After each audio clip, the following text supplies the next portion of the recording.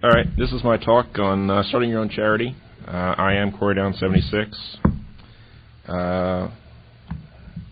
First, a very quick disclaimer. I'm not a lawyer. I'm not a tax attorney. I am not a tax professional. I have never been employed by the IRS. So, what I say to you is based upon my own experiences. Some of this may no longer be true. For example, I know, for example, the fees that we paid have gone up since we paid them.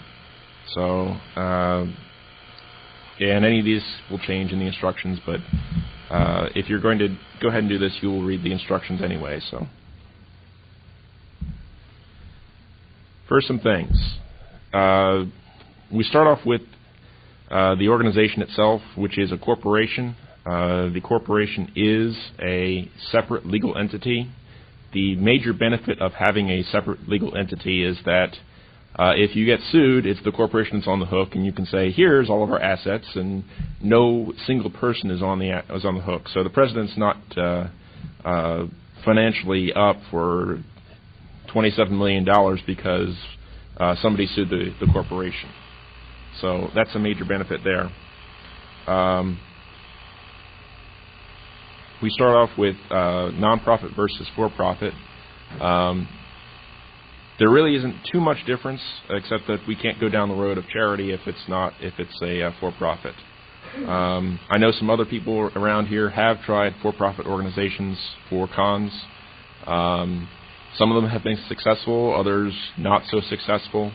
A lot of the part about for-profit is that even though you're allowed to make a profit, a lot of cons don't. And a lot of people resent cons that say they're for-profit because they don't. They're there to have fun. They really don't want to be made a profit off of. The next one is tax exempt versus taxable. You can, in fact, have a nonprofit organization that is not tax exempt. It's just a simple matter of the paperwork that you file. Or don't file, in fact. For tax exempt, though, there is a implication for political speech. You cannot endorse or deprecate any candidate. You cannot advocate for or against any candidate whatsoever. You can advocate for issues, but not for candidates. And then when we get down to tax exempt, we go for public benefit versus private foundation. The main thing that differentiates these two is that a public benefit corporation enjoys what is called broad-based public support. And all that really means is that we get our money from a lot of different people. Private foundation gets its money from a small subset of individuals. For example, a homeowners organization association would be an example of a private foundation. It's a very limited group of people who pay their dues, whereas National 2600 is a public benefit corporation. Anybody who walks in the door and pays their admission fee can get in. So that's the main difference. And then our last thing, of course, is charity versus money grubbers.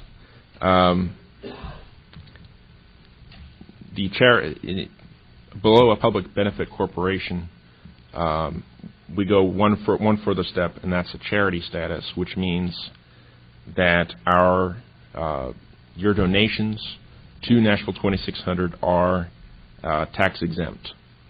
And if you start your own charity, that's the same deal. Any donations you get from the public can be made tax exempt. There are charitable contributions, so you have tax benefits for them. There are some main things that you can't do. For example, we can't sell T-shirts and give you the full benefit of the $20 because that's a thing of value. Anything that you sell, you have to subtract out the actual value of it. What we chose to do, in fact, was just make the T-shirt just merchandise and non-taxable whatsoever. But your admission is fully tax exempt. And when we get into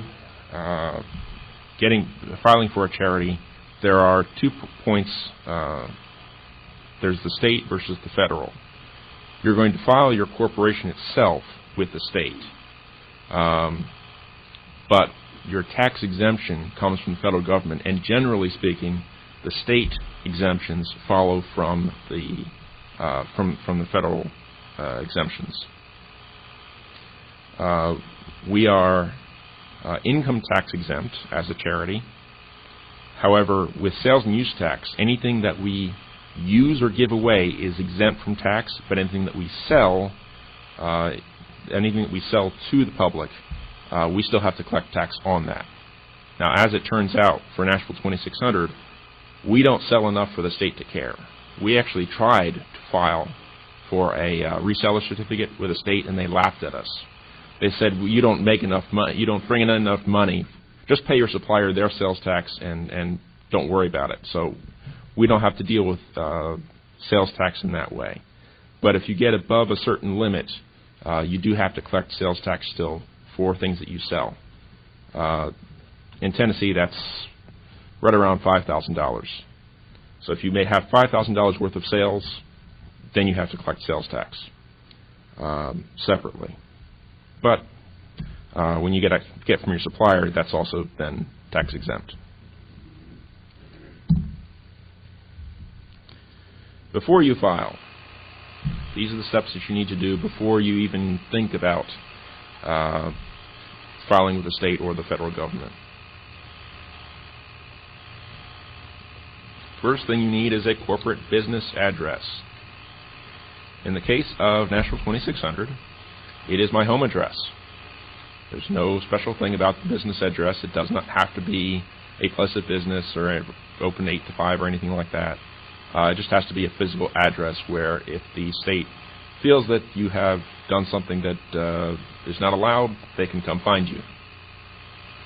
And you can have a mailing address, which can be the same as the business address. In the case of Nashville 2600, it is a P.O. box. And then we get into the interesting stuff, our mission statement, which is the reason why we exist, which to act as a support group, blah, blah, blah, blah, blah, and hold a formal educational conference each year known as PhreakNIC. And the key word here is educational. The educational aspect of PhreakNIC is the whole reason that we exist as a charity. And if you want to file your own charity, you have to have an exempt purpose. And I wholeheartedly recommend that you choose education because all the others are really difficult. Then we have our bylaws, which are just, it's basically like the group constitution. It is who can be an officer, what are your qualifications, what are the duties of the officers, who can be a member, and then the various procedures to dealing with your organization.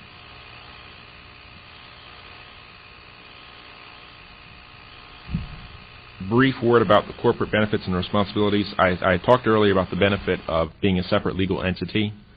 The only responsibility you really need is to keep minutes of your meetings and post them where the members can review them. As long as the secretary keeps minutes of your meetings, you're pretty much good. Yes. Yes, everything has to be, in fact, all of these records, all of our records have to be completely 100% open. If you come to our place of business and you say, I want to see your records, I have to show them to you. No, that is only true of a charity. Private foundations don't have to show you. Public companies don't, or private companies don't have to show you. Public companies have a certain level that they must show you. That's governed by the SEC. About the benefits, you said there are 2 types of charities, by general public and by... The private foundation does not need to show you their records. That's not a charity, that's just tax exempt. And then we go and we get to file our charter with the state of Tennessee. This is a 2-page document that the state basically fills out for you. It is dead simple. The cost of doing this is $120 in the state of Tennessee. Check your local state to find out what the cost is. It's $20 for your business name. Basically, it's $20 for them to search and make sure there's no conflicts. And then there's $100 to file your corporation. That's it. For $120, you too can have your own corporation. The other thing that you do need for a corporation in the state of Tennessee is you need 2 people to sign. You need a president and a secretary. They cannot be the same person. You can have more officers, but you need at least 2. I think I also looked into Alabama. I think Alabama you need 3. But check your local state to find out what the requirements are. I thought you need 3 to be a nonprofit. No, you only need 2. In Tennessee. Alabama is different. What's the fund of a person? Can you use a corporation? No, it must be an actual human being. How money they can throw in jail? Can you outsource that? Well, if they want to sign their name to it and be financially responsible, well, I suppose you can do whatever you want. But and then we get to file our personal addresses with the state and with the IRS, so if we do anything wrong, they know who to come after. And there's the second page. The only thing major here different is I'm sure you cannot read that, but it's upon dissolution of the corporation, assets will be distributed to whatever the IRS tells us to, which is basically another charity, the state, or the federal government. So if we ever dissolve, any assets we have left remaining can't go to any of our individual members. They have to go to another tax-exempt entity, which basically is another charity or the government. Yay. Next steps. To get your federal tax ID number. This is basically like your Social Security number, but it's for the corporation. It is really easy to get. You can call up an 800 number with the IRS and you can get your federal tax ID number. You may want to get a bank account. Manage your assets. You don't want to be stuffing all your money under the mattress. Besides being really insecure, one of the great benefits of having a bank is that they keep excellent records. So, while I would recommend that you keep excellent records, and I must emphasize excellent records, because it will come in handy later on when you file with the IRS or when you get audited. Yes, as a corporation, we can get audited. Luckily, though, we make so little money that the IRS, we will never hit any red flags with the IRS.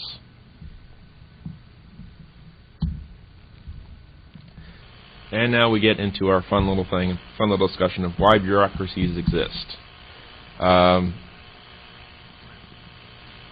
There was a time, I don't know if anybody's seen Gangs of New York, the movie, but one of the main players in that movie was Tammany Hall, which for many years, 150, 200 years, Tammany Hall basically ran New York City. And it was a very corrupt organization. It wasn't so corrupt in the beginning, but it became very corrupt. Basically, if you wanted something done in New York, if you had friends in Tammany Hall, you could get it done. If you didn't have friends in Tammany Hall, good luck. You can't get it done because you can't get stuff moved through. So you either had to bribe a lot of people or whatever. But a bureaucracy is the solution to this. Basically, within a bureaucracy, there are certain procedures that you must follow for everything that gets done. And if you follow the procedures, you get what you want. ISO 9000, 9001, 9002 are all great examples of this. The ISO 9000 series basically is a certification by ISO that your company has procedures for doing things, and the company follows them. It doesn't say whether the company is effective when it follows the procedures, only that it follows the procedures. And the IRS is a bureaucracy. In fact, it is probably one of the finest examples of a bureaucracy in the U.S. today. and maybe even in the world. If you cross your T's and you dot your I's, you will get what you want. If you don't, they will hold out on you and until you follow their procedures. So even though we are technically a hacker organization and the government doesn't like us hackers, we crossed our T's and we dotted our I's, and so we got what we wanted. So here's your timetable. You want to be in business, which means collecting money or whatever and having expenses for at least 8 months.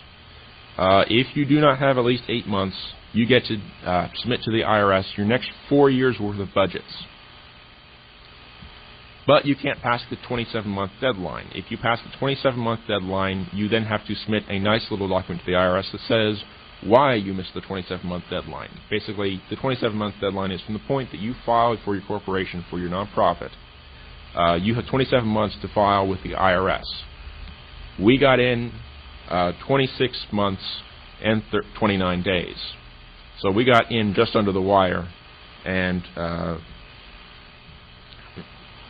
we did get our very quickly, in fact, much faster than the IRS said that they had to respond in. Your fees. The original fees were back when we filed were $150 and $500. If you make less than $10,000, that is not make. If you bring in less than $10,000 in total income over your first 4 years, so $10,000 a year for the first 4 years, you get to pay the lower fee. If you make more than that any one of those 4 years, you get to pay the bigger fee. And we got under that as well. We paid our $150. Now, it's, of course, if you want to file for a charity, it is $300. Non-refundable. However, if you do get not rejected, they have another term for it, which basically means not yet. You can appeal forever, basically, with the IRS. They will never tell you absolutely not. They will say, no, not with your application the way it is currently. Change it and resubmit.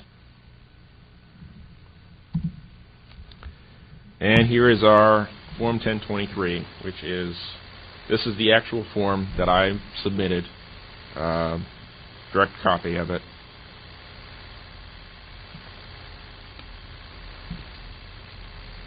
The organization address, my name, my phone number. Yes, the organization phone number is my cell phone, as far as the IRS is concerned.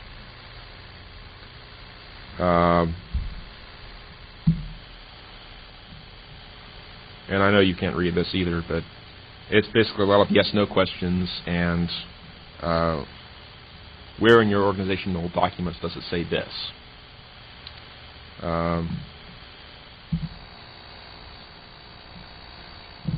And more. This is our first page of explanations. I'm not going to go into this at all. This is the page 3 of the Form 1023. A lot of empty space up there. We don't compensate anybody. So who do we compensate? With officers, directors, trustees, employees, and independent contractors. Top space, none. Independent contractors, none. So we don't pay anybody. So this became really simple. In terms of paying nobody? We really didn't get into it. A charity certainly can pay people, but it will depend upon their total assets.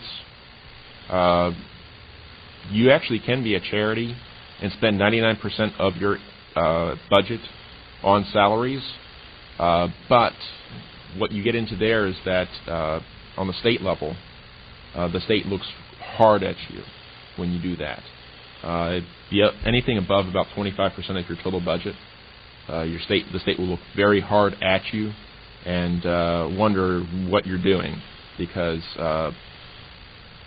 your the proportion that you actually use towards your charitable purposes, that is filed with the state.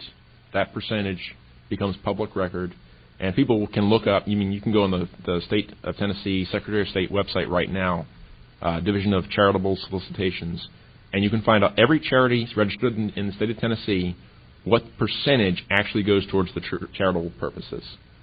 And that will affect what donations you get from the public. Because if someone sees that you spend 90% on salaries, that's not really much of a charity, is it? But yeah, so we don't pay anybody, and that makes it really easy. It doesn't raise any red flags whatsoever.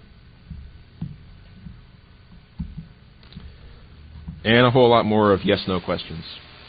There's literally 5 pages of yes/no questions through here, and basically most of them are, if yes, attach a document explaining your position. So a lot of this is check. I have a full page of these things where I just check no, no, no, no, no. Really easy. And then we get into budget. And they give you space for 4 years, but if you've had more than a year on business, but less than 4 years, you're allowed to submit just 3. So we basically had, I think, 1 year projected and 2 years. The first year that we put it out was 06 was the year we filed, and we got the year that we got charity. And some of those numbers are guesstimates. As long as everything adds up at the bottom, they don't care.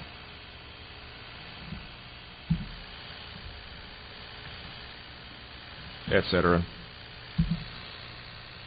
And then I get to sign my name that says I testify that to the best of my knowledge, everything in here is absolutely true, and if they catch me in a lie, I can go to jail. So, and there's our user fee stuff. And if you're lucky, you get this nice little letter from the IRS, which is like 5 pages long, but only the first page really matters, that says, yes, you're approved. And then we get down to the states. So we have various departments we get to deal with. We get to deal with the Department of Charitable Solicitations.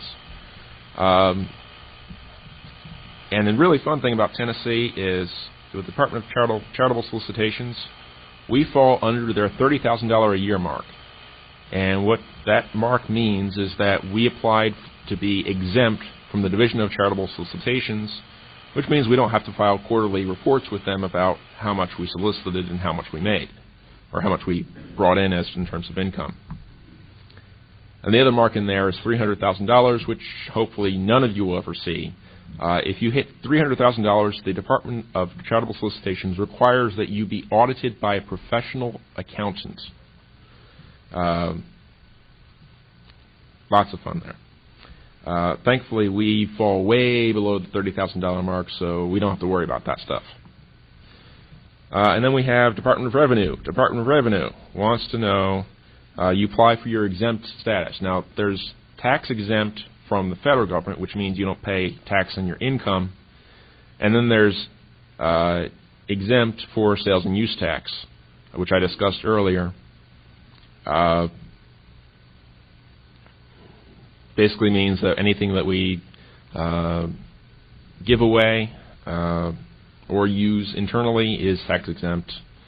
And of course, items for resale we have to collect tax on, but like I said before, we fall below their $4,800 mark, and we don't have to collect sales tax. We just pay our supplier sales tax and be done with it.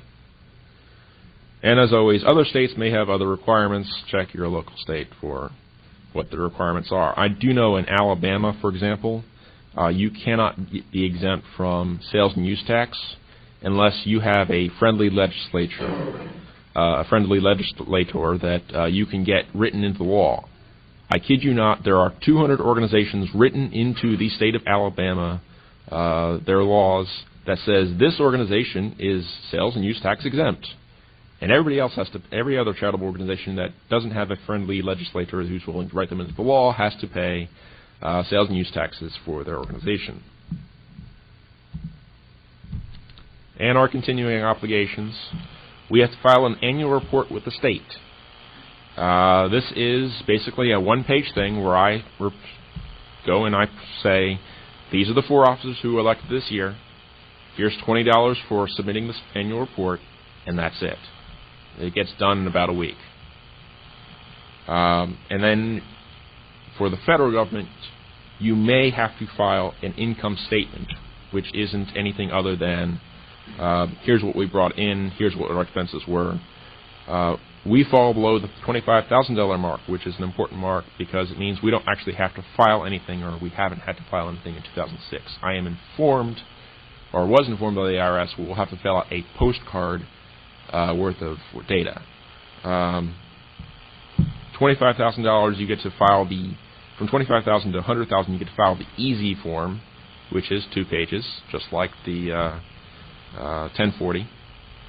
Or if you go above 100,000, you get to file their long form, Form 990. Any questions? So hopefully next year, this time, we'll hear from a lot of people, more people who are filing for their nonprofit status, hacker organizations and maker organizations. Yes? We're trying to get one, not for a time, but just to be a nonprofit organization. Are you familiar with the Hacker Foundation? No, I'm not. They are a nonprofit organization. Most people for that time got together and started it, and they let other groups sign up as projects under them and make use of their nonprofit status. Right. Does that sound okay? Yes. In fact, there's another organization that I'm a part of, which is Software Freedom Conservancy, which does the same thing. They are an umbrella group that gets 501c3 status from the IRS. They have lawyers galore on their staff, and then they take in various open source projects to be component projects, and they manage all the finances. And then if the open source project dissolves, they will either hold the treasury until that project either becomes a nonprofit or it will contribute those funds to another charity. So they make absolutely sure that you are 100% in compliance with the IRS.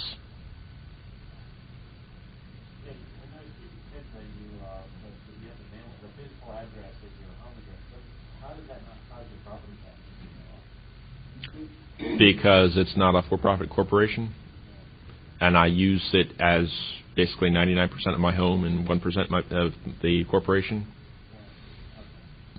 It's really all the physical address. All that really is the location where physical records are kept. So if they send an auditor out, that's where my physical records are.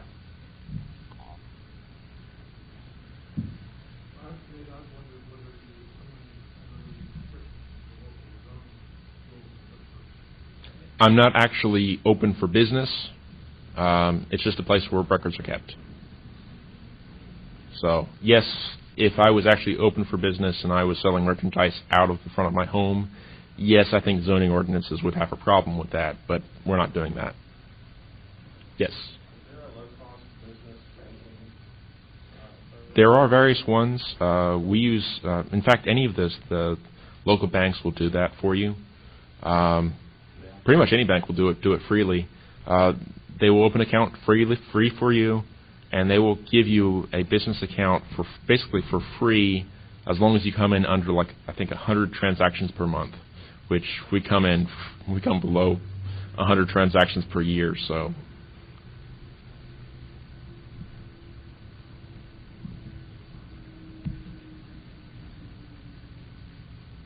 anything else?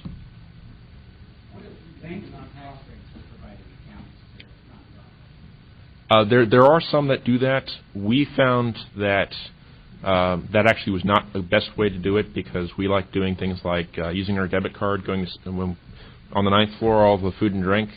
We go to Sam's and we use a debit card, And the bank that we use, if you file for a non-profit bank account, you can't have a debit card. You can have the checks, and you can have you can use checks, but you can't use a Visa card for just direct withdrawal. If you became a nonprofit mandatory representative and stuff, you contracted out to another body, they're going to be looked upon as. That's going to be an expense. So then you're going to have an expense related to your charitable solicitations. So that's going to go away from your charitable purpose. It's going to decrease the percentage that actually goes towards charity work. But you can do that, absolutely. In fact, there's a number of organizations out there that use professional solicitation organizations to do this phone solicitations, for example. We don't actually do any phone solicitations at all. It's all web-based or mailing list-based. So it doesn't cost us anything, really. It does cost us to collect for credit cards. It's like 5% for everything.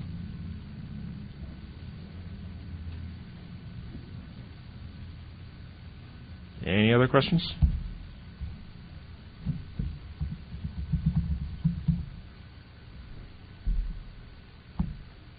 All right.